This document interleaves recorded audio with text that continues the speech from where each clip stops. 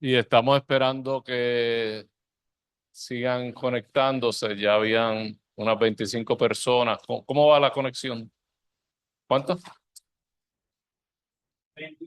28 personas conectadas. Vamos a darle unos minutos porque no queremos ser tan estrictos con el tiempo que haya gente que se quede fuera.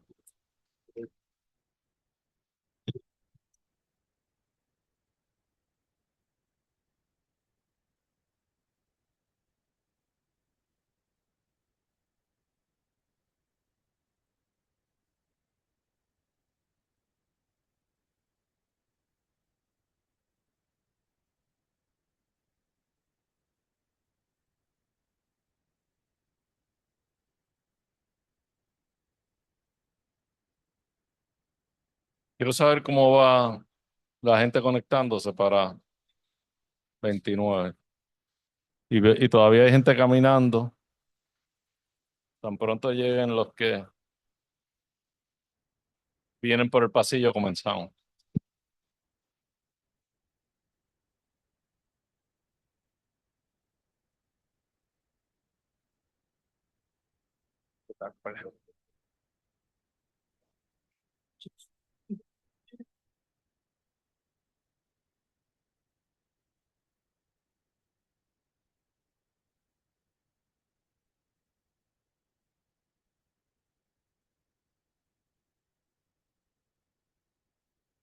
Buenas tardes a todos.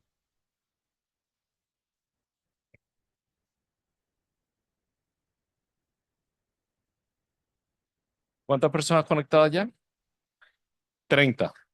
Yo creo que es seguro comenzar. Tampoco quiero tomar más tiempo del debido porque hoy es un viernes, 4:30 de la tarde, o sea que agradezco a todos los que están presentes y conectados porque sabemos también que está ocurriendo al unísono la convención del American Institute of Architects, o sea que tenemos competencia en el día de hoy, además de que es un viernes, o sea que tenemos competencia, pero el presentador de hoy me ha prometido que va a ser una presentación bien divertida y que nadie va a querer irse a hacer otras cosas en su viernes, sino quedarte aquí con nosotros.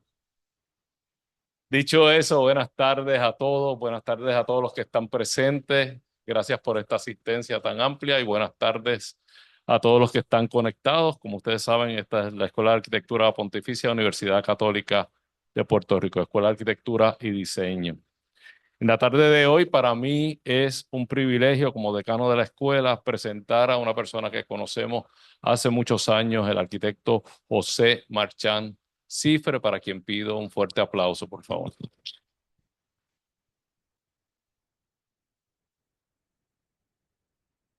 Gracias por venir y gracias por tu tiempo. Con esta conferencia comenzamos el ciclo de conferencias que pertenece a la selección de la medalla Francisco Luis Porrata Doria, que es el máximo galardón a la excelencia en el diseño de nuestra escuela. Y Marchán es uno de los jurados invitados de este año. Son 3 jurados, los 3 van a dar una charla, o sea que esto va a ser un banquete de arquitectura y que comienza en la tarde de hoy, pero que continúa durante la próxima semana. Se van a estar presentando los proyectos y donde se van a estar dando otras charlas. De hecho, a todos los que están conectados y a todos los que están presentes, les digo que la presentación de los proyectos ante el jurado va a ser transmitido vía Zoom, o sea que todos ustedes van a poder ver cómo se presentan los proyectos candidatos a medalla Francisco Luis Porrata Doria ante el jurado. Obviamente no pueden participar ni de voz ni de chat, está limitada a ambas cosas, pero sí van a poder ver y disfrutar de esa presentación y ver y disfrutar de las preguntas del jurado. Tampoco vamos a participar ninguno de nosotros en la deliberación del jurado, que obviamente eso es privado y es íntimo, son trabajos íntimos y propios del jurado, pero sí en las presentaciones de los proyectos. O sea que hoy comenzamos ese ciclo que viene enmarcado dentro de la celebración de nuestros 15 años de la escuela. Cumplimos 15 años, de hecho, cumplimos 15 años en septiembre, ¿verdad? Puede que cumplimos los 15 años. O sea que estamos ya en nuestro año 16, como quien dice. Eh, y para nosotros, pues obviamente eso es un gran honor poder estar aquí justo en esta fecha. Sin más nada, vamos a pasar a presentar a nuestro distinguido conferenciante de la tarde de hoy. Con más de 40 años en la práctica de la arquitectura, la experiencia de José se expande más allá del campo de la arquitectura. Destaca en su carrera profesional haber sido socio fundador de la prestigiosa firma The Office of Marvell and Marchand Architects en San Juan, Puerto Rico. Una práctica que diseñó proyectos galardonados e icónicos en la isla. Proyectos tan humildes, distintas escalas, como un centro para programas escolares extendidos en el casco de Aguadilla, hasta proyectos de hoteles de gran escala. Después de hacer espacio para que la firma cree con un nuevo talento, a partir del 2020, José invierte su tiempo colaborando con organizaciones sin fines de lucro y brindando servicios de consultoría en arquitectura. Su amplio conocimiento en la administración de empresas, el diseño de arquitectura y la destreza de trabajo en equipo hacen de José, y yo doy fe de eso, un recurso valioso para colaborar con organizaciones sin fines de lucro que persiguen desarrollar proyectos complejos, sean estos de carácter arquitectónico o de cualquier otro tipo de carácter. La educación, José tiene maestría y bachillerato de la Escuela de Arquitectura de la Universidad de Tulane. Además, en 1978 tuvo la oportunidad, a través del programa de honor de la Universidad de Tulane, de participar en la Escuela de Arquitectura de la Universidad de Notre Unido. Ha participado como miembro de la Junta de Directores del Instituto Americano de Arquitectos, capítulo de Puerto Rico, miembro de la Junta de Directores del Colegio de Arquitectos y Arquitectos Paisajistas de Puerto Rico y presidente fundador en el 2007 de la Fundación por la Arquitectura. En el presente participa en organizaciones en la comunidad tales como la Liga de Arte de San Juan, Habitat for Humanity of Puerto Rico, Crearte Inc. y Robinson. Algunos de sus proyectos en arquitectura más destacados está, y todos nos vamos a reconocer estos proyectos, Centro Europa en Santurce, dentro de Marvel Flores, 70 en Atorrey, La Torre, que trabajó también dentro de la firma Marvel Flores Cobian, el Hotel La Concha, renovación y ampliación del Hotel La Concha, que ya fue dentro de la firma The Office of Marvell and Marchand, y el Hotel Van, renovación y ampliación en Condado, ambos, bajo la firma también de la que fue socio The Office of Marvell and Marchand. Además, el más reciente y último de sus proyectos, la renovación del portal de El Yunque. En la tarde de hoy, José me ha prometido una charla no convencional. Yo creo que a todos ustedes les va a interesar porque va directamente a aspectos de la práctica de la profesión que quizás se distancian un poco de lo que es la charla típica de arquitectura. La charla usa, y para nosotros es un honor, como punto de partida, el curso que diese nuestro querido amigo Benjamín va eh, aquí en la escuela, Arla 201, que es el curso de ética, que yo recuerdo que cuando estuvimos coordinando el curso de ética con Benjamín, lleva a su cargo varios años llevó a su cargo varios años en esta escuela de arquitectura.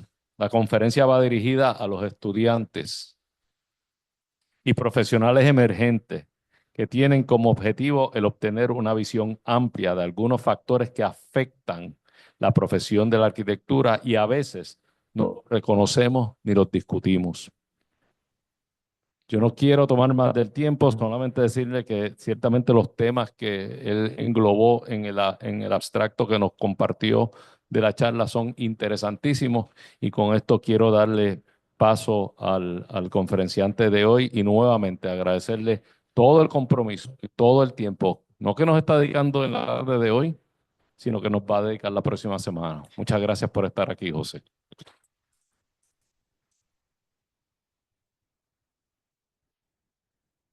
Claro, yo tengo un papel ahí.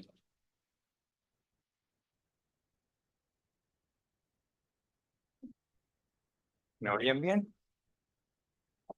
Eh, Estar aquí un viernes en la tarde, así que no les voy a tomar mucho el tiempo, pero para mí es un honor estar aquí. La invitación de Luis y de la facultad de participar en el jurado de la Medalla de Excelencia en Diseño. Y de las cosas que discutí con Luis fue que no voy a hablar de diseño. Y en eso va a haber el espacio para las conferencias de J.R. Davis Pagan y de Pablo, que me imagino que van a traer el tema de una manera excelente. Eh, yo voy a hablar de unas inquietudes y cosas que poco a poco me han interesado más, y que pienso que nosotros como arquitectos debemos tener conciencia de ello y quizás tenerlo en la discusión, porque muchas veces no les voy a estar dando soluciones, no voy a estar diciendo que si esto está mal o aquello está bien, pero sí traer ciertas cosas que sean parte de la discusión de ustedes, parte de la discusión de ustedes como estudiantes, en una formación.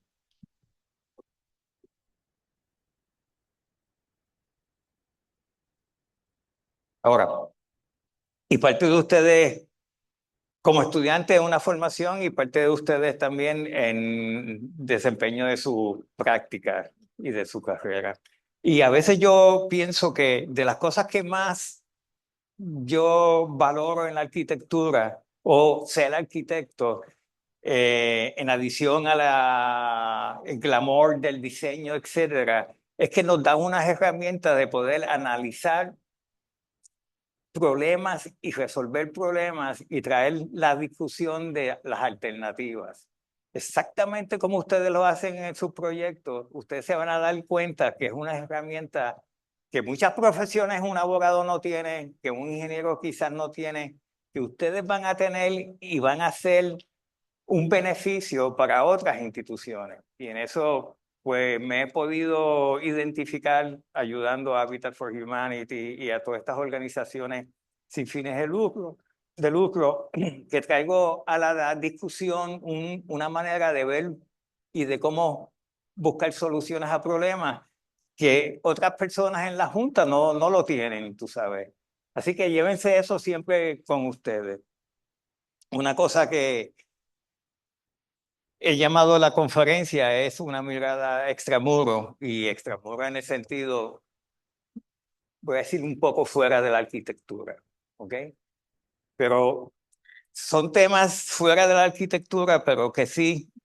eh, para allá. Le di a algo, ok. Fuera de la arquitectura, pero que sí se van a estar relacionados con la arquitectura. Pongo esto al principio porque es de las cosas que a veces es el tema de quiénes somos y cuáles son los intereses de nosotros fuera de la arquitectura. Y podemos volver a esto luego y me gustaría inclusive oír la opinión de ustedes o que a ustedes les interesa fuera de la arquitectura. Vamos a estar teniendo como una mirada global, una mirada a Puerto Rico con sus cuestiones de demografía, vivienda, economía, con algunos ejemplos de esto.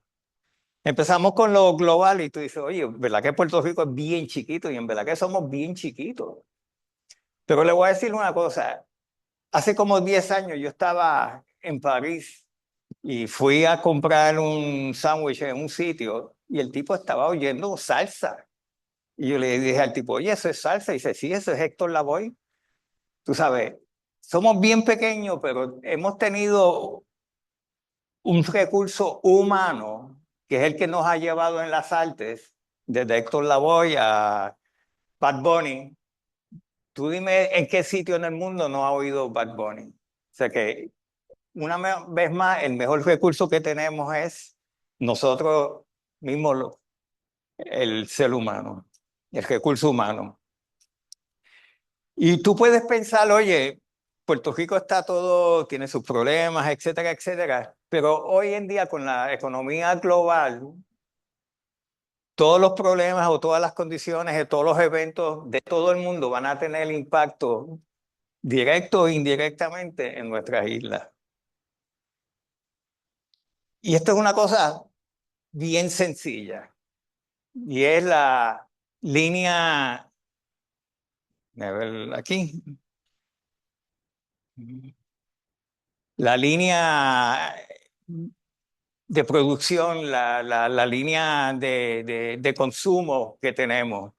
Y es una línea donde hay una materia prima, una fabricación, distribución, que todo llega a través de barcos, etcétera, hasta el comerciante y el consumidor.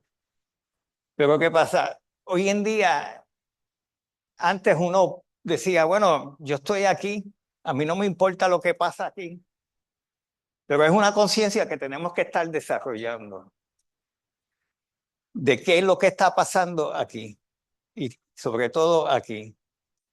Y es una cuestión de que depende de no tan solo de la materia prima, pero también depende del recurso humano. Y hay una discusión bien grande global, la cuestión de cómo las compañías tratan o manejan su fuerza laboral, que es la fuerza humana. Tenemos países que tienen hoy día, tú sabes, que una persona, niños, están produciendo productos que nosotros a veces consumimos y no nos damos cuenta, que si somos las cosas que esos productos los queremos estar auspiciando. Está la cuestión ambiental y la cuestión social. Entonces, hoy en día la discusión se está cambiando a una economía lineal, a una economía circular.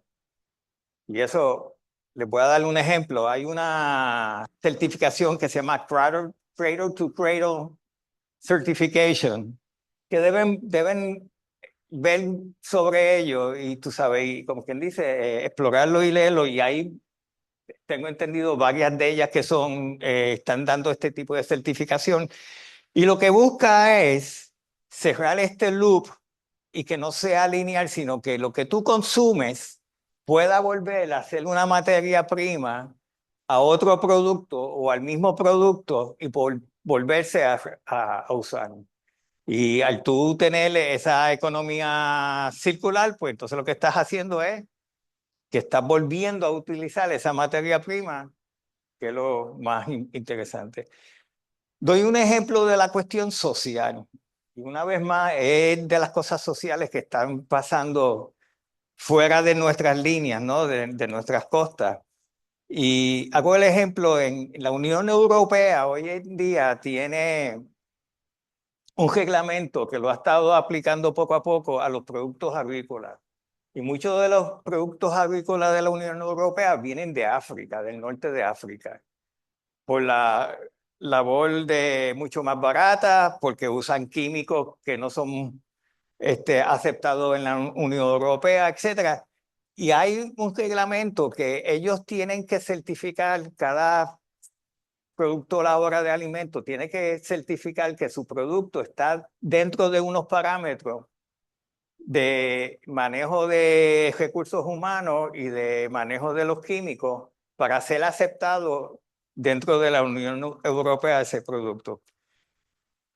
Una cosa también que es interesante en esta economía es que hay una protección de los países de el producto que yo hago y de dónde viene mi materia prima. En Estados Unidos hay unos programas que han existido hace tiempo, creo que del 2017 o algo así. Uno de ellos se llama NAFTA, hoy en día se llama BABA, que es Build America, Buy America, que lo que busca es que el mercado, de vez de ser un mercado global, es un mercado insular, pues voy a decir insular o aislado al país, de donde todo lo que tú produces tiene que ser, todo lo que tú consumes en construcción para proyectos federales, en el caso de Estados Unidos, el producto tiene que ser hecho en Estados Unidos. Y en eso entonces entra que es la protección del mercado, de cómo los países a veces hacen leyes para proteger el mercado. Una cosa interesante es que cuando busqué la información de BABA para los proyectos de desastre, del CDBGR y el 3R, hay una excepción en el reglamento federal que los productos o los proyectos que son en reacción a desastres no tienen que estar cumpliendo con BABA. Pero ustedes se pueden encontrar en el futuro proyectos o que el reglamento te pide que tengas que especificar productos americanos. Pero en esto lo más mensaje que yo quiero que ustedes se lleven es la cuestión ambiental y social que sucede aquí. Que ustedes pueden decir, oye, pero yo no puedo controlar eso. Pero tú como consumidor puedes auspiciar eso o no. Y eso es una vez más una cosa que yo quiero que ustedes se lleven. Y sucede en productos de arquitectura, produce en la ropa que usamos, sucede mucho en todo.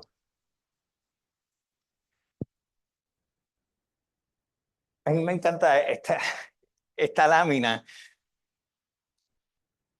Yo puedo entender que, yo calculando unos números, que la mayoría de ustedes nacieron en el 2000. 2000, ¿hay alguien aquí que nació de los estudiantes antes del año 2000? Pero lo veo aquí en el sentido de que ustedes son una generación que no lo tuvimos nosotros, no lo tuvimos nosotros, que ha pasado por todos estos eventos. Y esto es eventos a veces que son eventos que tienen un impacto mundial, eventos que tienen un impacto local. En el 2008 le voy a decir algo, una historia del 2008, que es la caída del inmueble, que es lo que le llaman el bubble del mercado del real estate, que colapsó en todo el mundo, sobre todo en todo el mundo, sobre todo en Estados Unidos, donde las cosas de costo de las propiedades y las estructuras, tú sabes, subían de proyecto y había gente que compraba las casas para flip over, ¿no? Y venderlas enseguida al otro lado. Y toda esa bubble desapareció, o sea, explotó. Y de las razones fue que las casas financieras y los bancos estaban dando préstamos a gente que no tenía la capacidad de poder repagar o pagar esas hipotecas y esos préstamos. Y se colapsó el mercado, se colapsó. 2008, yo estaba en la práctica con el arquitecto Malver y déjeme decirle, a los arquitectos le dio bien duro el 2008, este tiempo aquí a la práctica de la arquitectura. No había proyectos, tú hacías una subasta y debes de ir 3 contratistas, iban 30 contratistas porque no había trabajo de construcción. Tú sabes, estaba todo el mundo loco por hacer proyectos. Lo que pasa es que los proyectos ni existían, ¿no? Y lo digo en el sentido que sí tiene un impacto en nuestra economía y en nuestra práctica. Está la ley 2022, que son hoy en día la ley 60, que ha traído una inyección de un mercado que antes no existía en Puerto Rico. Está la Junta Fiscal, que para bien o mal está y se va a quedar unos buenos años. Hay eventos que son naturales, hay eventos que son del hombre. El huracán Irma María. Este evento yo creo que la gente ya no habla de él, pero yo creo que fue de las cosas más fantásticas que yo he visto en mi vida. Que la isla en Puerto Rico teníamos la capacidad y teníamos la voluntad de como pueblo de hacer esta acción. Para mí fue fantástico. Está el 2020, que está la cuestión del terremoto, está la cuestión de la pandemia global. Y recuérdense estas fechas, porque cuando vayamos a ver cierta información y unas tablas que les voy a enseñar, van a ver cómo estas fechas sí tienen un impacto en otras cosas. Y esto, y estuve pensando si ponía esto, el presente de los conflictos de Ucrania, Medio Oriente y África, y tú dices, pero es que eso a mí no me importa. Y sí, señores, sí importa. Uno es porque todos estos conflictos crean unos impactos en las economías que eventualmente le da la confianza a las instituciones financieras, le da la confianza al inversor de hacer proyectos o no hacer proyectos, de financiar proyectos o no financiar proyectos. La cuestión de Ucrania. Ucrania es de los productores más grandes del mundo de trigo y ha tenido un impacto cuando eso se cerró. Hoy en día está medio abierto, pero tú sabes, hubo un impacto en África que recibe mucho trigo de cosas de ayuda humanitaria. No había trigo para ayudar a todos estos países. Y también menciono todo este impacto que estas huellas dejan. Uno es que todos estos conflictos han causado un éxodo de personas refugiadas a través del mundo. Señor, que cuando ustedes leen esas estadísticas, estamos bien ajenos a ellas, pero son estadísticas que tú dices. Tengo entendido que en Jordania hay 2 millones de refugiados que son fuera de Jordania. 2 millones. Eso es casi la población, 2/3 partes de la población de Puerto Rico. Y cómo, aquí hay dos cuestiones que yo veo como arquitectos debemos tener la discusión. Uno es cómo son esos campamentos de refugiados. Tú sabes, cuál es esa infraestructura, cuál es esa planificación, cuál es ese sistema de donde le podemos dar una casa básica, tú sabes, bien básica a una familia para que se sientan, tú sabes, que están en un estado seguro. Y otro es la reconstrucción de estos países después de estos conflictos. Tú puedes decir que algunos de esos conflictos no tienen fin, y eso es otra discusión, pero interesantemente ya ha habido y existe una discusión, algunos de ellos Star Architects de Estados Unidos y de Londres, de cómo reconstruir las ciudades de Ucrania que han sido afectadas por la guerra.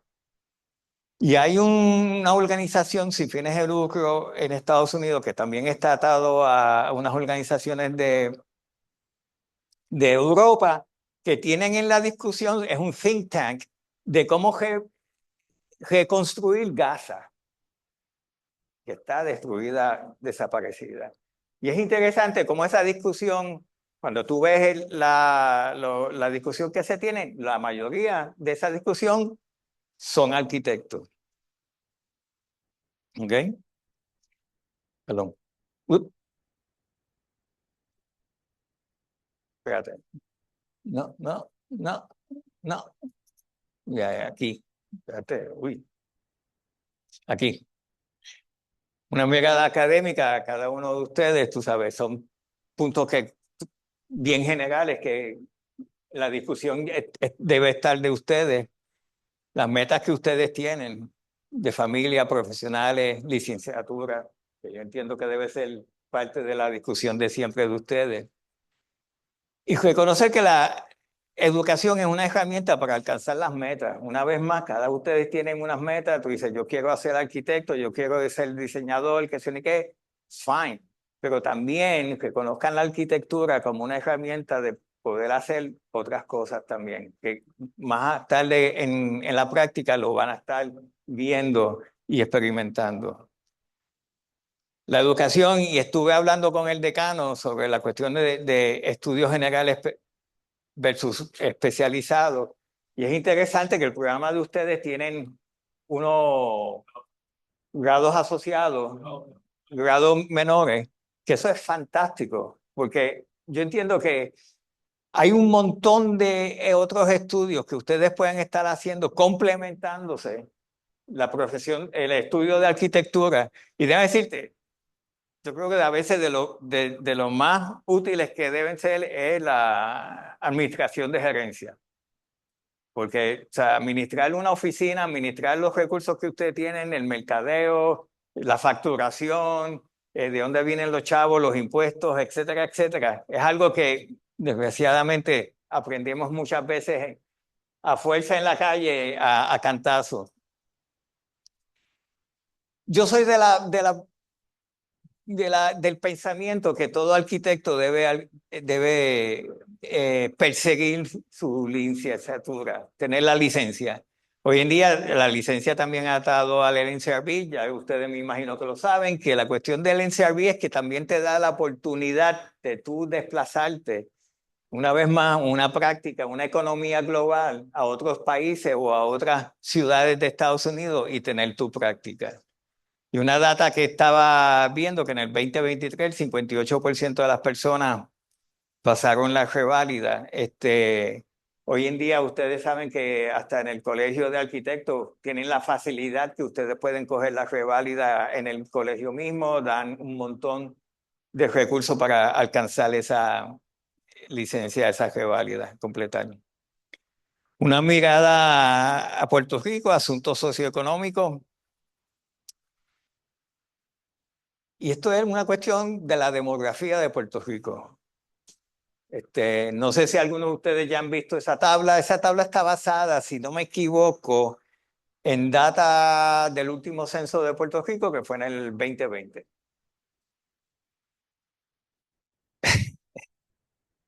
Aquí hay unas estadísticas, tú sabes, la población en el 2024, esto fue también es una población proyectada, estamos en 3.1 millones, yo pensaba que iba a ser menos. Tenemos un porcentaje mayor de mujeres y tengo entendido que eso se refleja también en la matrícula de la escuela. El 40% de la población es mayor de 50. El 30% de la población es mayor de 60. Y esto es reconociendo que estamos en una pirámide, que la población mayor va a ser cada vez mayor a la población de abajo. Y 1.29 millones, 40.5 es la población que es laboral, la fuerza laboral. Esto quiere decir que está la capacidad de las personas que son elegibles a estar trabajando y tener una vida laboral produciendo. Y hay que recordar esto, el que produce aquí no tan solo produce para él, produce también en los apoyos de los programas de retiro, de bienestar social que hay, que todo el mundo es beneficio, ¿no? Quiero llamarle la atención a ustedes de esto. Aquí tenemos más o menos la cantidad de población, aquí tenemos la edad, por supuesto. Aquí mucha gente empieza a fallecer, etcétera. Pero la generación de ustedes debe estar aquí, correcto, entre los 20 y 30 años. Señores, ¿y qué pasa aquí de aquí para abajo? La pirámide es invertida. Una vez más, una pirámide invertida. Quiere decir que tenemos aquí una población que la población de edad que viene detrás es menor y menor y menor. O sea, si esta pirámide sigue así, esto va a querer decir que ustedes van a tener 80 años y la población de producción de Puerto Rico va a ser quizás 20%, 30%. Y la cuestión es que si esta población puede sostener esta población en los bienes. Una vez más, no es una cosa local, es una cosa global. China, países así bien grandes, Japón, tiene hasta un programa bien agresivo en eso. ¿Y qué pasa? Muchos de los países, algunos de los países han tratado de mitigar esta condición de una disminución de población aceptando emigrantes que vengan a su país a hacer, a reforzar esta fuerza laboral. ¿Ok? Y lo que hay que reconocer es que a medida que esto se va, el sistema social de Social Security es bien sencillo. Toda esta gente aquí, cada vez que tú trabajas, se te quita parte de tu cheque y esos son los que se le paga, parte de ese cheque es lo que va aquí a la gente que ya tiene su seguro social. Eso es sencillo, eso es una matemática. ¿Y qué pasa? A medida que esta población disminuye y esta población aumenta, pues dicen que el Social Security va a colapsar. Perdón, quizás no en mi tiempo, pero quizás en el tiempo de ustedes. Así que tengan eso en en la conversación. ¿Ok? Y fíjense entonces la tabla de la demografía en Puerto Rico con los eventos del 2008, que es el colapso de la economía global y de Puerto Rico, el evento de los huracanes y el evento de la pandemia, ¿ok? Y del terremoto. Una vez más, vean esta caída. Dice que el pico de población de Puerto Rico que se ha experimentado fue como en el 2008. Cómo ha bajado esta curva? Por supuesto, aquí hay varios factores. Está también la emigración de los profesionales y de familias completas afuera de Puerto Rico, pero también está la cuestión de la natalidad. Y ahí hay una discusión bien grande de las mujeres, ¿no? Que más mujeres son profesionales, más mujeres llevan una carga de la economía de su casa, etcétera, etcétera, y muchas de ellas tienden a tener o familias más pequeñas o inclusive a dilatar el tener una familia, el tener hijos. Pero una vez más, esta curva, cuando uno la ve, tú sabes, está dando un mensaje. Aquí hubo como un up, pero también está empezando a surgir para abajo. Esto es una cuestión de la economía. Esta tabla es sobre la economía de Puerto Rico, que es bien interesante. Y aquí vemos en azulito aquí, representa que si todo esto, cada columna es la economía total de Puerto Rico, de lo que genera la economía en tres cosas bien sencillas: agricultura, industria, servicios. Miren cómo la agricultura, comparado con lo otro, no tiene casi ningún valor. Y una cosa interesante aquí que es que la industria está bajando y la industria o la economía de servicios está aumentando.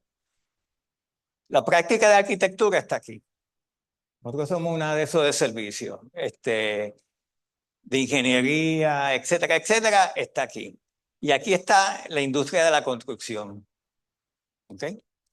Pero una vez más, todo esto era una industria de la farmacéutica, etcétera, etcétera, un montón de incentivos de fábricas que había, que existía bien fuerte. Y sabe si esta tabla, si uno la va a ver años anteriores, pues esto es mucho menor, ¿no?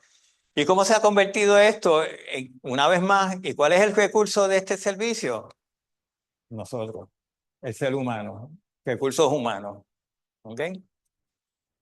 Estas tablas las he sacado de distintas fuentes de información que encuentro este, que son verdaderos, ¿no? Pero ahí en eso tienes que la reducción de la agricultura de aquí se ha reducido un 17.5%, la industria pierde un 6.8% y la de servicios aumenta como 7.2%. ¿Ok? Queriendo decirse, uy, espérate, oh, oh, oh. queriendo decir que una vez más estamos en una profesión de donde somos de servicio. Y cómo nuestro país puede estar reforzando esta agricultura para ser más sostenible es una discusión que es bastante amplia. Y esta tabla empieza a dar como una, una imagen global de la economía, de la salud económica de Puerto Rico. Y aquí hay una cosa que es lo que yo le llamo el Producto Interno Bruto. Y llévense eso, porque quizás usted dice, oye, yo nunca voy a usar ese nombre, pero quizás tengas una conversación con un cliente que cuando te empiece a hablar de estas cosas así, tú no estás en China, sino estar un poco orientado. Y aquí entonces vemos que esta es la salud económica del país y es el crecimiento de la economía. Y ahora mismo debe estar como, creo que 117 billones. Uno, dos, tres, sí, billones. Este, y una vez más, vean aquí cómo los eventos del 2008, esta curva aquí, que llevaba un ritmo bastante vertical, empieza a acostarse, ¿no? A ser más horizontal. El 2017, ves aquí la condición de los huracanes, cómo la economía tiene aquí un drop, una caída. Y tienes el 2020, que está la pandemia, que está también el terremoto, pero es quizás estos 3 años en lo que se tardó el Estados Unidos en inyectar los chavos a Puerto Rico en los programas de recuperación que vemos tanto en vivienda y en otras infraestructuras y todo eso. Y cómo entonces esto empieza a surgir, a subir y sube más verticalmente que esta tendencia que había aquí. Ahora bien, les digo algo, Estados Unidos aporta regularmente, tengo entendido, 30 billones de dólares a la industria, a la economía de Puerto Rico, 30 billones, ¿ok? Eso es en los distintos programas que son algunos concurrentes, otros no son concurrentes. Entonces, voy a decir algo de nuestra economía en Puerto Rico, y es que nuestra economía en Puerto Rico, tú dices que tú tienes aquí un crecimiento económico, pero no podemos decir que tenemos un desarrollo económico. De la analogía más chévere que yo he oído en esta conversación es que si yo estoy, entonces viene Luis y coge Luis y me dice, oye, cógete estos $100 para que te resuelvas esta semana que no tienes chavos, etcétera, y puedas comprar tu comida y lo que sea y resuelve esta semana o este mes. Eso es un crecimiento económico mío, porque tengo $100 ahora que puedo invertir, que puedo usar, invertir no, pues, pero puedo usarlo, puedo gastarlo, esos $100 se van a la economía, tú sabes, le compro a este, le compro a aquello, esos $100 se reparten en la economía. Pero si Luis me dice, oye, yo te voy a enseñar a coger estos $100, pero te voy a enseñar cómo tú puedes fabricar esto que se necesita y se puede vender, y cojo esos $100 y lo invierto en aprender, desarrollo esto, pues yo puedo coger esos $100 y convertirlos $1,000. Puedo convertirlos $5,000. Pero es un proceso de aprendizaje, es un proceso de desarrollo económico, no es un proceso de crecimiento, es un proceso de desarrollo. Y por supuesto, va más lento, pero el impacto total global es distinto.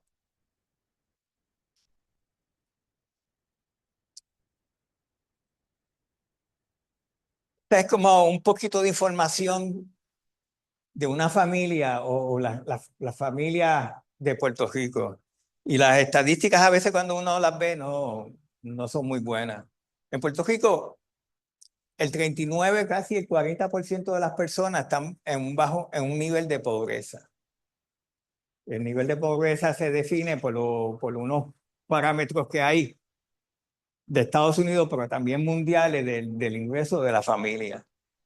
O sea, podemos decir que si yo estoy en el 40 Puerto Rico y se ha mantenido en eso, y ha bajado un poco, pero antes estaba hasta en los 40, siempre nos comparamos a Estados Unidos, etcétera, por los programas que son los fondos que recibimos, y cuando vemos el país, el estado más pobre, con un nivel de pobreza más bajo, más alto de Estados Unidos, que es Mississippi, está en 18.7. ¿Ok? Eso para que se vean dónde que estamos parados. La mediana de ingresos en una familia de 4 personas en 2022 era $29,544.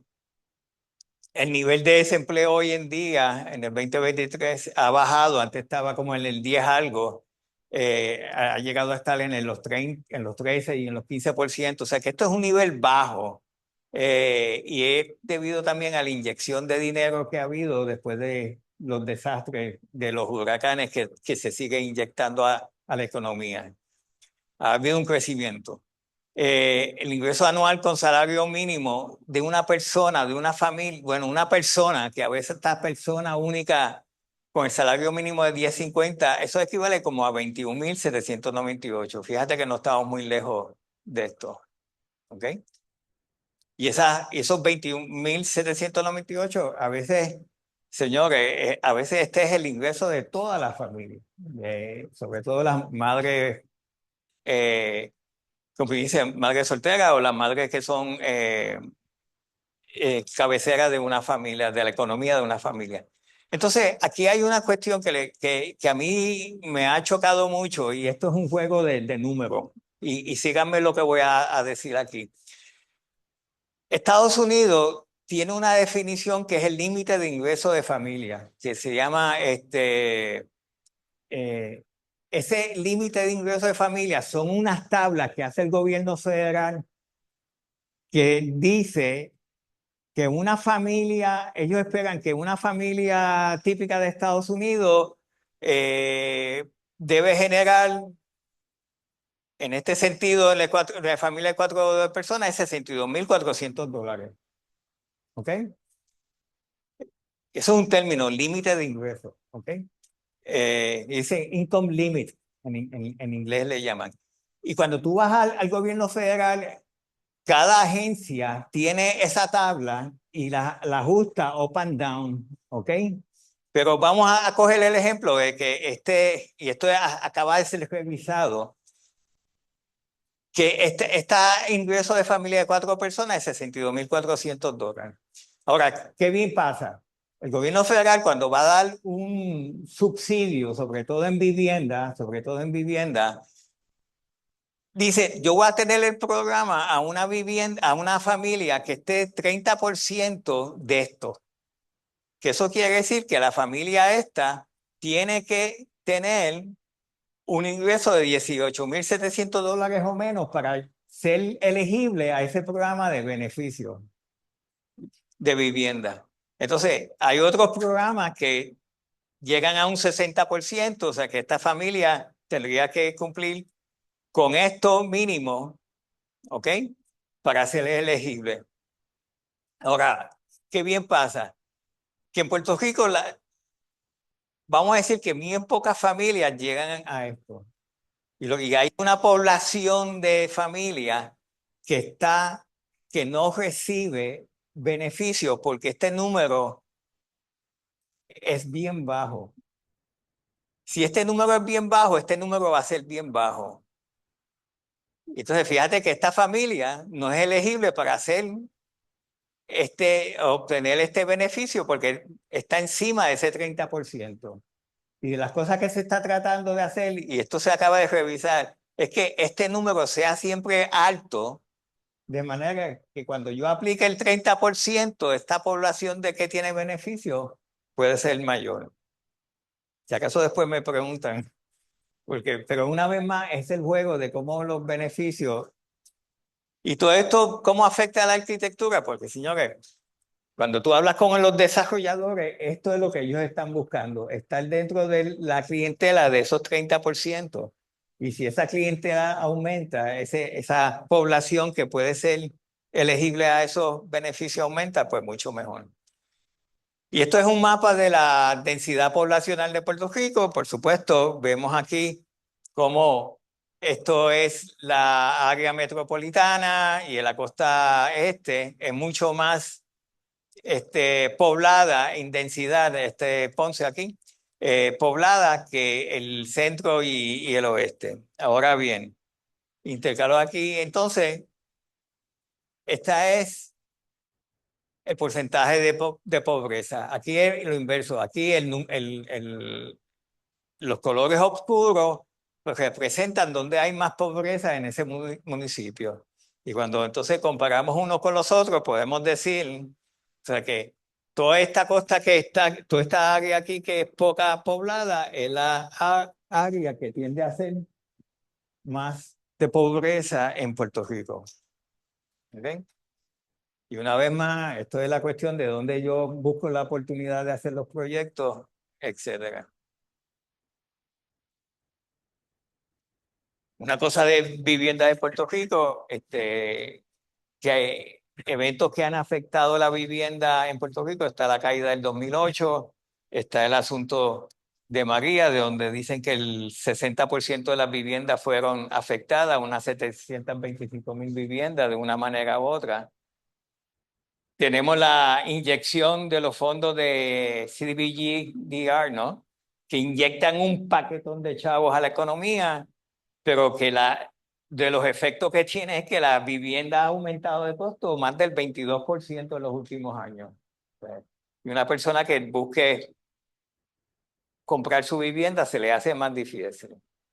Tenemos también el efecto de gentrification, que es causado por los alquileres a corto plazo, que está empezando a tener un efecto, sobre todo hoy en día, donde está empezando a desplazar comunidades y poblaciones. Estos son los Airbnb, si acaso. Sobre todo se ve en San Juan, se está empezando a ver en Río Piedra y en otros pueblos. Algunos retos que tenemos en cuestiones de hipotecas, tú sabes. Hoy una familia que va a comprar una casa promedio tan solo tiene el 54% del ingreso que necesita para cualificar. Los bancos les gusta usar una regla que dice que si yo voy a comprar una vivienda, el 28 al 30% de mi ingreso debe ser el que pague esa hipoteca. Si mi hipoteca yo para pagarla estoy usando el 40% del ingreso mío personal o de la familia, no, la matemática no está dando. Vemos cómo el costo de una vivienda hoy en día nueva es 357 promedio. Esto es de costo de ventas. Esto es según las casas que se han vendido. Y tú te puedes ver aquí que lo que está pasando es que se está haciendo un mercado de vivienda aquí a personas que pocas personas van a tener el recurso de alcanzar esa compra de esas casas.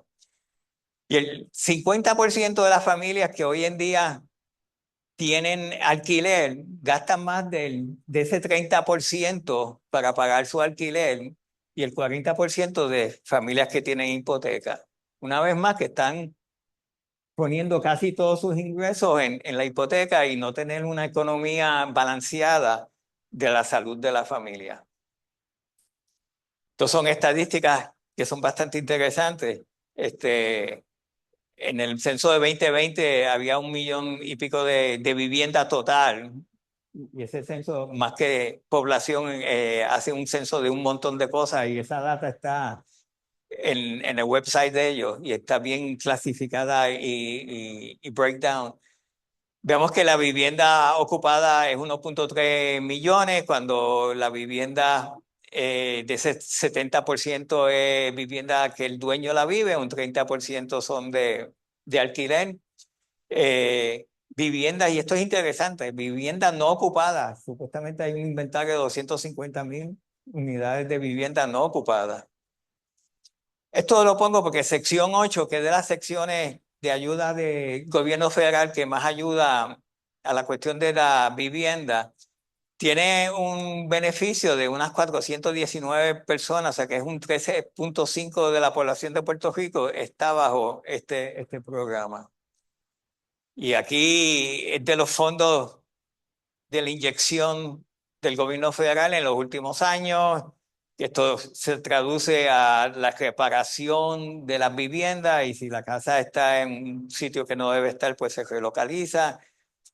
La ayuda del programa del terremoto, asistencia al comprador, que ellos le dan unos vouchers para que puedan empezar a pagar el depósito de la casa, etcétera.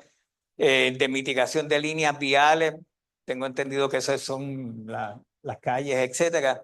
Y 1.9 millones para la red eléctrica, que de eso están los chismes de Luma y de Genera, ¿no?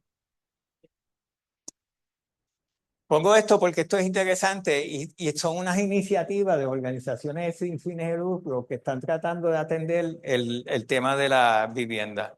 Y tenemos aquí el Ponce Neighborhood Housing Services, no sé si ustedes siendo de Ponce lo conocen, que ellos buscan fortalecer el desarrollo de la vivienda, la educación social, comunitaria y financiera.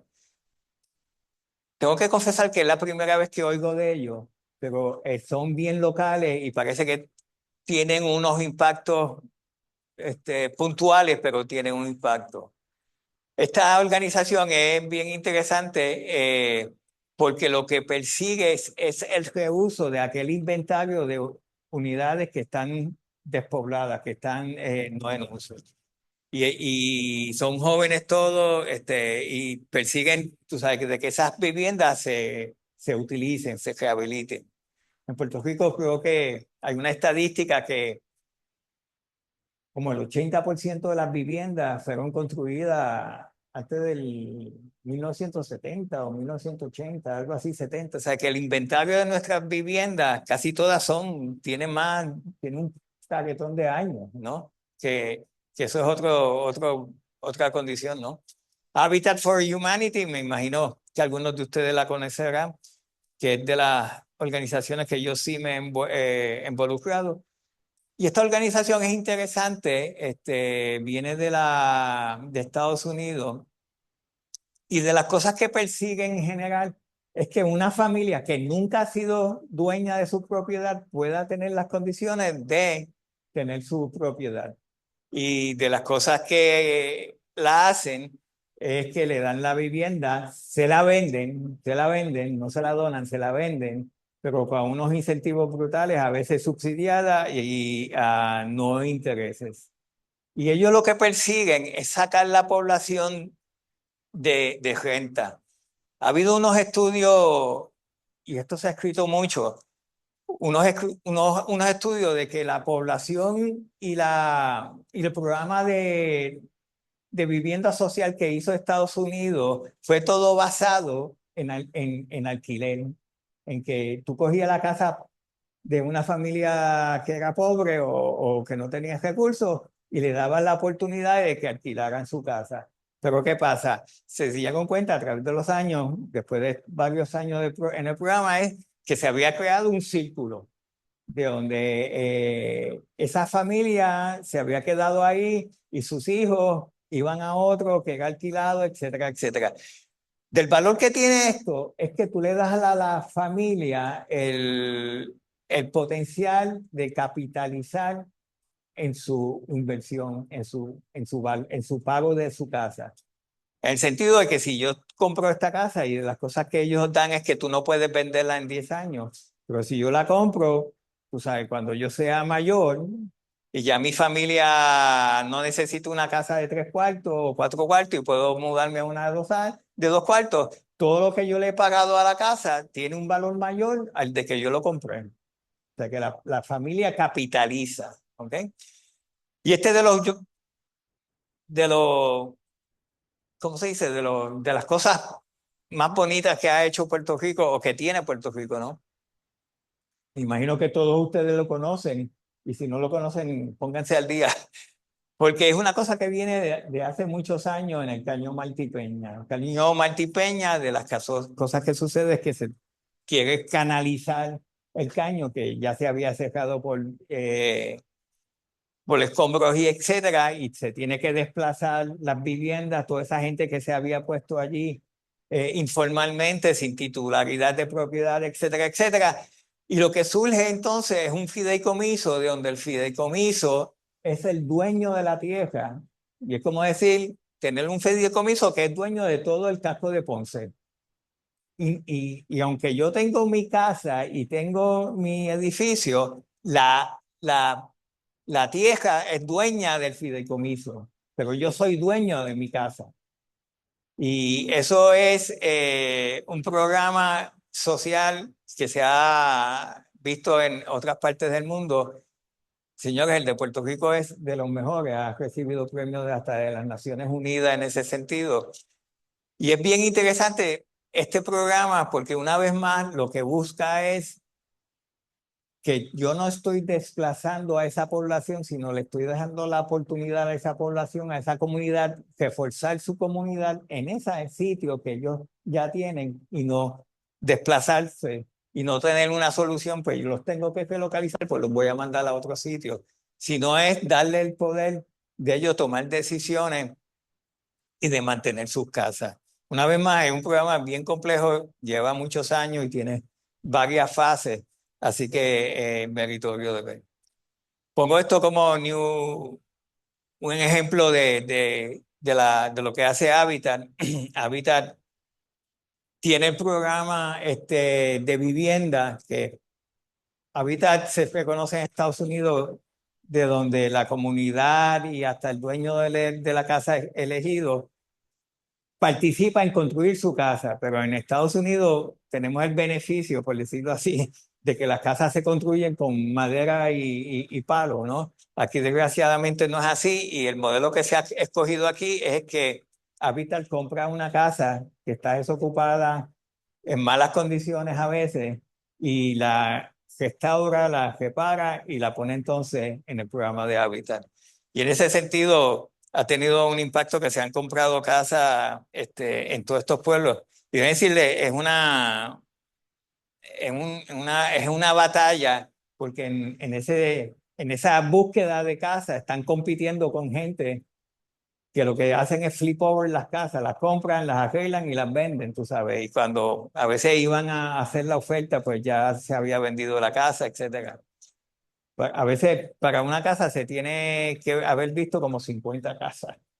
Este, También ellos tuvieron un programa de reparación de techo después del huracán, de los huracanes, y fue un programa bien interesante porque lo que buscaba era reparar el techo a estas estructuras, a esta población que vive en casas de madera, que a veces los programas de FEMA no le daban los chavos porque o que no tenían la titularidad, o yo no te voy a reparar el techo porque la casa abajo no te la va a aguantar, etcétera. Y esta gente hizo este programa en restaurar esos techos sin pensar mucho, y ponerles pocas condiciones. O sea que fue un programa de mucho impacto. Quiero tocar el tema del cambio climático. Este, y aquí, este tema es bien extenso, bien extenso. Pero yo les puedo decir que la conversación que se está surgiendo cuando tú lees en todo esto y también en nuestra experiencia, inclusive localmente, el calor, la alza de temperatura es de los factores que son constantes, nos afectan todos los días. Puerto Rico que está en el trópico, no es que cuando viene el huracán, es cuando viene el calor, que es todos los días. Si no me equivoco, acabamos de pasar un récord de más de 37 días con temperaturas registradas más del 90% en Puerto Rico por primera vez. Y esta tabla, esto es el récord, ¿no? El récord, las temperaturas experimentadas, ¿no? Registradas. Y estas son las proyecciones. Y tenemos una proyección esto es como los huracanes, que la banda se va extendiendo. Pero esta es la proyección conservadora y esta es la proyección más agresiva. O sea, si estamos aquí en el 2020, ustedes quizás, muchos de ustedes van a estar aquí.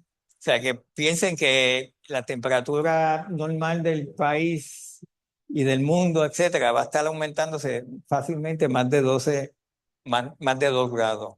Y esto lo vemos así, pero, 80 82, eso es fácil, pero es que esto es un factor acumulativo que a veces tiene impactos ambientales, tiene impacto hasta en la vida marina, tú sabes, que si ahora yo estoy viendo unos peces que antes no veía, que si este insecto tampoco lo veía, tú sabes, todo eso tiene un impacto.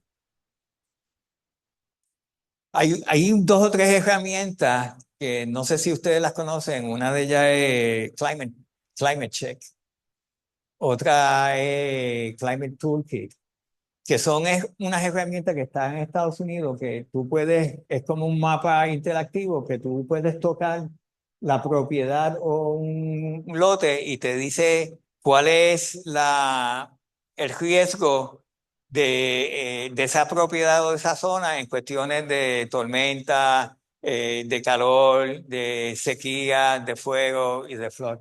Y es que hay una cosa que hay una conversación de qué es el peligro, cuál es el riesgo, cuáles son esos factores acumulativos que me afectan, tú sabes, y los factores acumulativos a veces cuando tú dices yo tengo fuego y tengo otros factores, tú sabes, pues el problema de tu exposición ambiental es mucho mayor. Esto es una tabla de que participé en un programa de evaluación de edificios históricos y lo hice para la Liga de Arte, que está en un edificio histórico. Y es la cuestión de los pasos que uno debe seguir en una evaluación ambiental de una estructura existente o de un site, etcétera. Y está el comienzo, envolverse, evaluar, acuerdos, tomar acción, alinearse. Y lo enseño porque si ustedes ponen aquí, esto es el proceso de arquitectura que nosotros hacemos cada vez que hacemos un proyecto. Y una vez más, es como la experiencia de arquitecto nos da las herramientas de poder tener esta conversación, de poder tener esto,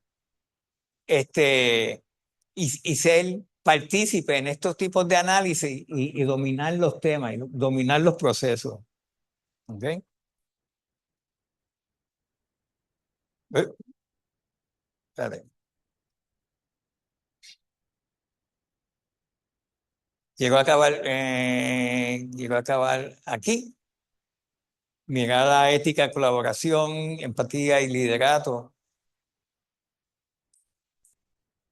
Y son como unos bullets o unos apuntes que comparto con ustedes. La práctica de nosotros es una práctica de colaboración, de trabajo en equipo. Hay que saber, señores, hay que saber tener compromiso, o sea, compromise, como dice, de comprometerse y cómo escoger tus batallas. Y eso hasta en la escuela hoy en día, o sea, cuando usted está negociando digo negociando, cuando estén dialogando con los profesores, tú sabes, y tú tienes algo en tu proyecto que tú quieres salvar y pelear, tú sabes, y el profesor está ahí, pero, tú sabes si tienes otro aspecto de tu proyecto que lo ves más, lo tienes más valor que lo que estás peleando, así que sabes escoger tus batallas. Una cosa de la ética, compartir, edificarse en empatía. Empatía que no es simpatía, sino empatía. Y entiendo que nosotros los arquitectos, a veces, cuando nos cargamos con el chaquetón del ego, perdemos un poco de la empatía. Y es de algo que debemos mantener siempre. Y la cuestión del liderato, envolverse y reconocer que nosotros somos parte de la conversación, tú sabes, nuestra profesión, nuestros intereses, y debemos tener eso presente y ver los potenciales que siempre podemos aportar a todos los problemas, de todas las condiciones que hemos hablado, ¿no? Y reconocer también que sean ustedes los autores de su éxito. Sean ustedes los autores y no dejen que otras personas le definan que es éxito en su carrera, en su personal, etcétera. Ustedes mismos deben decidir que ustedes definir ese éxito. Y, perdón, vaya. Y termino con los libros que yo tengo en mi mesa de noche. Ahora les digo a ustedes. Este, de un tema que apenas estoy empezando a educarme y a entender.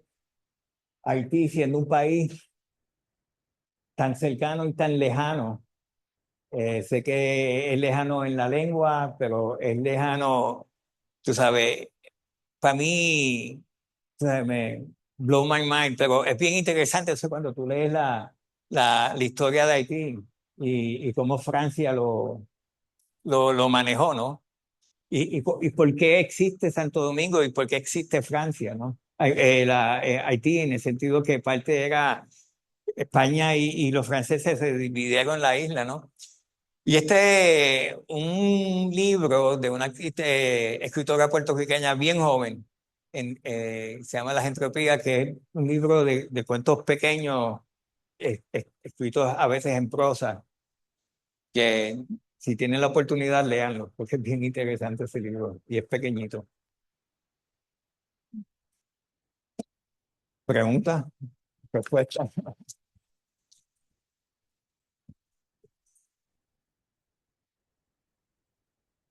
Me gustaría que, bueno, si hay alguien conectado, alguna pregunta, algún comentario y sobre todo me gustaría oír a los estudiantes más que nada.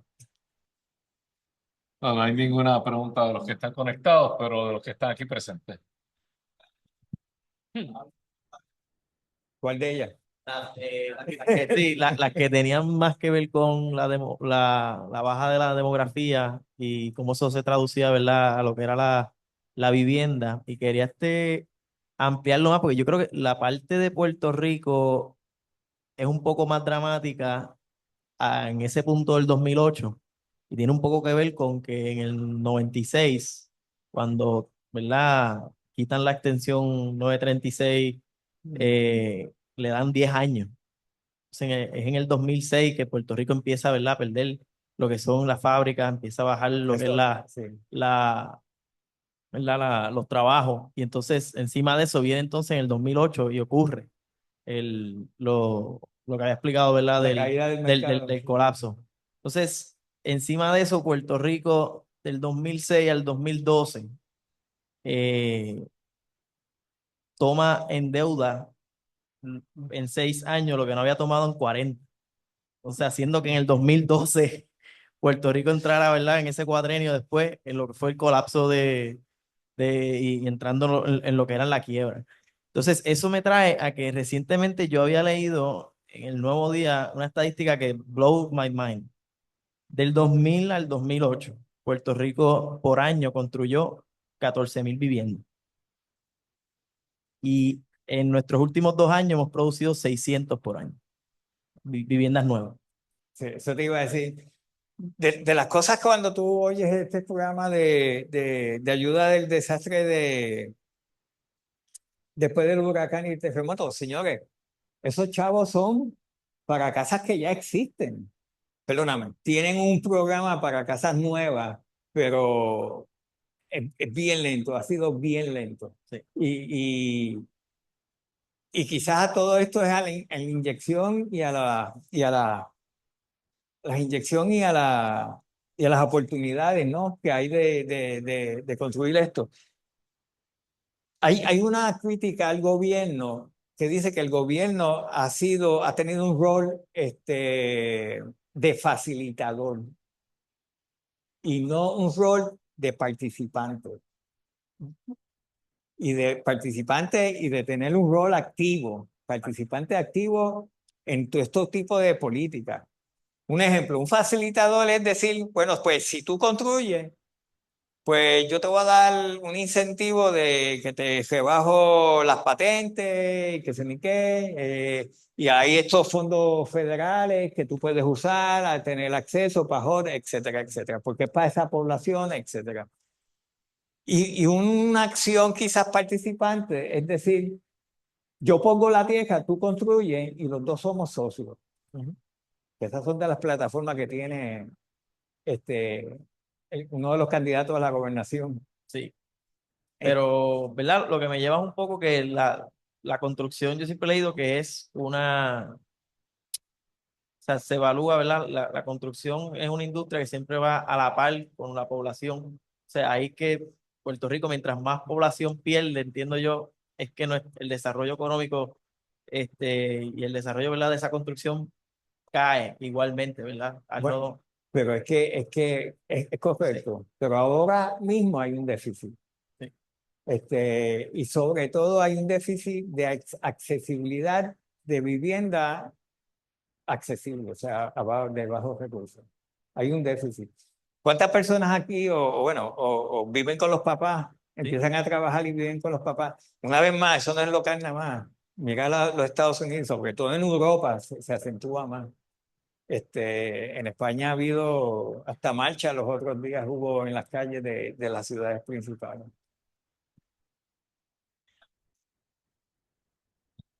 Sí, ¿alguna otra pregunta?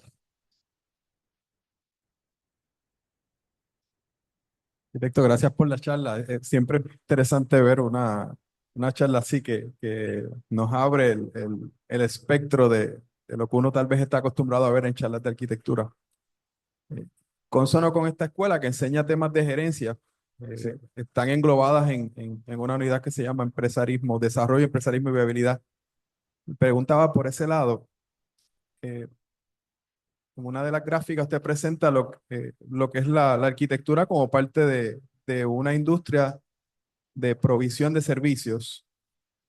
Y a veces ese pensar riñe con la interpretación de las profesiones que se envuelven más en aspectos interdisciplinarios, que muchas veces se asocian a desarrollo, empresarismo. Entonces, yo creo que usted está en ese punto, ¿verdad? En su carrera y lo que nos ha presentado. La pregunta es, ¿cómo ve usted el envolvimiento del arquitecto dentro de ese, tal vez ese cajón que a veces se ha puesto de que es una industria de provisión de servicios, moviéndose, en teniendo que hablar y introducirse en temas de economía, en temas de desarrollo, en temas que son afines ciertamente a la industria de la construcción, pero que tal vez no son tan típicos para un arquitecto? Bueno, pero sigue siendo servicio, ¿no? De las cosas que fue interesante y hago un poco de historia y memoria, que cuando Maribel y yo empezamos la firma, nos recuerdo sentado en una mesita, los dos tuvimos algo de claro, que nuestra práctica no era de producir un producto. En arquitectura a veces yo creo que nos vemos nosotros mismos y a veces nos ve el público como alguien que nos va a producir una casa que yo quiero vivir. ¿Entiendes? Y para mí la casa es parte de un todo que es una cuestión de servicio, es una cuestión de relación. ¿Entiendes? Este, y, y yo creo que podemos, o sea, teniendo tanto bagaje en el sentido de conocimiento. Debemos ser parte de la conversación, debemos envolvernos no tan solo con organizaciones sin fines de lucro, pero debemos envolvernos con las personas que son las que toman las decisiones en nuestros gobiernos y en nuestras economías. Tú sabes, a mí me encantaría ver un arquitecto en el Senado. Me encantaría ver un arquitecto siendo candidato a gobernación o alcalde, que o un planificador. ¿Ah? Bueno, sí, sí, no. Hay una en camino, pero es bastante controversial. Mira, Dicen, me gustaría comentar a esto que están, concuerdo muchísimo con lo que estás hablando, pero sobre todo, lo que más me preocupa de todo es que, por ejemplo, no nos activamos, no estamos presentes, nuestro gremio no está presente en esas discusiones realmente. Y por otra parte, ¿qué perseguimos real? perseguimos lo que persigue todos los políticos, el dinero, o cómo vendemos ideas que no funcionan realmente y nos vamos a dejar seguir dominando por lo mismo, o vamos a poner la gota de sabiduría y decir, oye, esto no funciona de esa manera, porque ¿cuál es el precio de la nueva vivienda? Quitar más territorio que debemos estar aprovechando para otras cosas. Porque para darle vivienda a los que no pueden seguir viviendo donde están, tenemos que sacarlos de ahí, pero ¿dónde los ponemos? ¿Cuál es el sitio? ¿Vamos a romper parte de la ciudad completa para volverlo a hacer? ¿Cómo conservamos también? O sea, hay tanta cosa envuelta. Mira, Y por último, y discúlpame, para poder llegar, si tuviéramos parte de la solución, tenemos que tener el capital previo para que nos reembolsen después. Siéntate a ver si lo vamos a ver. de las cosas que yo pienso es el valor de ser partícipe en la conversación. Eso de por sí va a tener un valor, ser partícipe de la conversación. Y a veces, como tú dices, por cuestión de gremio o hasta individuales, perdemos esa, voy a decir, esa responsabilidad que yo creo que los arquitectos debemos tener, que ser parte de la conversación. Y quiero dar un poquito para atrás y una cosa puntual que iba a decir sobre la cuestión de cambio climático.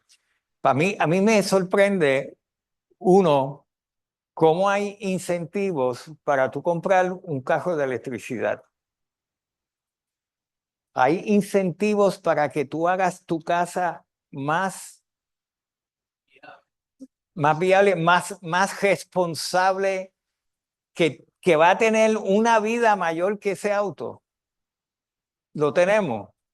Para mí, tú sabes, todos esos chavos de incentivos de autos se lo van a estar dando incentivos para que tú hagas tu casa, y si tú haces tu casa dentro de estos parámetros, tú tienes un incentivo de tanto. O sea, que con unos hard values de esos brutales, etcétera. Para mí la solución del calor no es el del aire acondicionado, es hacer unas neveras por dentro, tú sabes, unas cosas aisladas. Nosotros estamos en una industria, señores, estamos en una industria que hace 80 años está construyendo, o 100 años, está construyendo de la misma manera, sin ningún cambio trascendente, ¿entiendes? Yo creo que esa es de las cosas también que sufre la industria de la construcción. Estamos construyendo de la misma manera. Hay unos retos, hay unas iniciativas de hacer hasta casas 3D printing en hormigón, que de hecho unas universidades de Texas tienen hasta unos prototipos. Ese tipo de conversación yo creo que son las que se tienen que ver, porque las soluciones del futuro van a ser un poco más complejas. Entonces, compramos un carro eléctrico y tú dices, yo me siento bien porque estoy en un carro eléctrico. ¿Tú sabes de dónde viene esa materia para hacer esa batería y el impacto que está teniendo climático fuera de eso? Hay en Puerto Rico una directriz de cómo es que se va a desechar o manejar esa batería cuando todos esos carros empiecen a tener su vida. Porque esas baterías van a tener su vida, señores, tú sabes.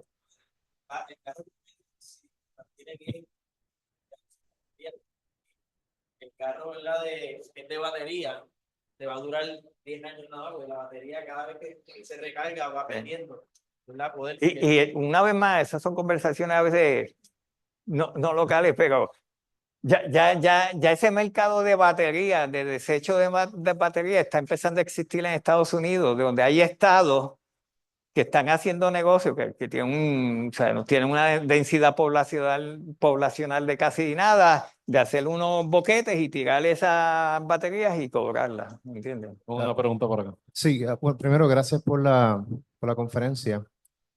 Es algo peculiar porque el contenido pareciera como si es un conocimiento que nosotros como ciudadanos deberíamos saber, ¿verdad? Versus cómo se ha desarrollado la profesión de la arquitectura a lo largo del tiempo. Y parecería que nuestra profesión se ha diluido tanto en cierta medida de que queremos casi que un proyecto tratar de reducir el nivel de riesgo, inclusive, liability de nosotros cuando empezamos a desarrollar un diseño, un edificio. Pero hicieron un comentario, una conversación sobre que el contexto que en Puerto Rico se vive es un contexto de crisis, que se necesita más autonomía de cierta manera de parte de nosotros los arquitectos en participar a nivel no solamente social, pero político. Pero, ¿qué implica esto para la profesión del arquitecto? El rol del arquitecto. Tendríamos que no solamente dedicarnos a el diseño per se, pero también hacer el equivalente a un contratista para saber dónde vienen los recursos. En ese caso, ¿eso es posible hacerse en Puerto Rico? No sé si eso es algo que se ha contemplado de cierta medida. Estoy un poco perdido, pero porque creo que tocaste dos o tres temas. Uno es que si tenemos los recursos de poder hacer una construcción responsable, Exacto. yo te diría que sí. Uno, por las especificaciones que tú haces del producto, ¿no? Te tienes que poner, y por supuesto, si el proyecto es privado versus de gobierno, pues hay distintos parámetros, ¿no? Pero uno saber qué es lo que qué es lo que estás especificando, de dónde viene de ese material, y a veces hay unas multinacionales. O sea, hoy en día con la globalización, tú te ves que estos espejuelos que antes eran fabricados por esta compañía, hoy en día esa compañía se la compró esta, que se la compró esta, que se la compró esta, que está una compañía allá arriba que hacen unas barbaridades, ¿entiendes? Y tú tener esa conciencia de las cosas que no sé si fue tu intención tocar el tema, ¿no? De esa especialización que tenemos los arquitectos. Eso yo creo que sucede hoy en día en toda educación.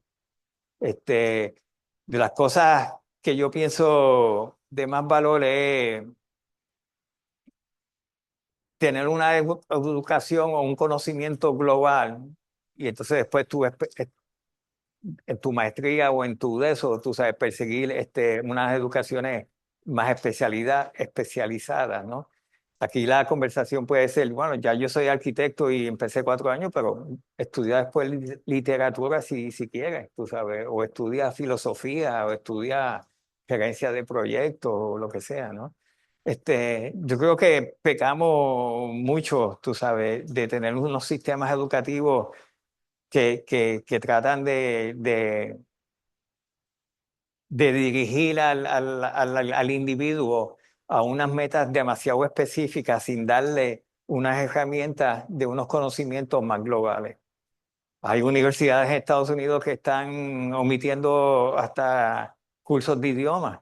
Tú sabes, en las universidades, cuando era una cosa estándar que tú podías coger una vez más, tener esa visión global. O sea, no está solo en nuestra profesión, es una cosa que está sucediendo en la academia. Sí, muchas gracias No, por no. la conferencia que obviamente ha despertado mucho interés. Yo creo que aspectos que quedan por tocarse en algún momento con mayor profundidad y que los trajiste. La economía circular, por ejemplo, yo creo que es básico. Sí. Y es básico en la arquitectura, en el rescate de los centros urbanos, en el trabajar sobre los terrenos ya impactados, no seguir impactando, sobre todo en Puerto Rico, si aplicamos a nuestra realidad, que uno de los recursos más escasos es la tierra y la consumimos como si nos sobrara. O sea, que ese tipo de cosas que va amarrado con otro montón de números y tablas que presentaste y que sería bueno en algún momento ciertamente tocarlo. Pero el tiempo, Sí. digo, nos hemos extendido mucho más de lo que pensábamos. Sí. Eh, Yo espero que, no sé si lo compartí contigo, o sea, yo creo que a veces la intención de esta charla, ¿no? Y de estos temas, y hay que reconocer a los estudiantes, quedan pocos, pero es no hacer los mejores diseñadores, pero hacer los mejores arquitectos. Y si yo soy un buen arquitecto, voy a ser un buen diseñador. Eso. ¿Ah? sí. Pero, Sí, pero pero a veces somos buenos diseñadores y pocos. para ir redondeando, pero el, la idea detrás de eso ciertamente es el hecho de identificar el problema. Sí. Y hay veces que queremos ser, para hacer nuestros diseños, obviamos el problema y Sí. simplemente aprovechamos la oportunidad como una excusa para Sí. hacer la arquitectura que queremos hacer sin que necesariamente esté respondiendo al problema para el cual nos contrataron. O sea que ciertamente eso es importante. Muchas gracias, José. Muchas gracias. Y Muchas los, gracias por una excelente y los veo el martes. y nos vemos el martes, no se te olvide. Y nos vemos a todos en las próximas conferencias. Muchas Y a los gracias a que los que están están conectados conectados también. también. Saludos.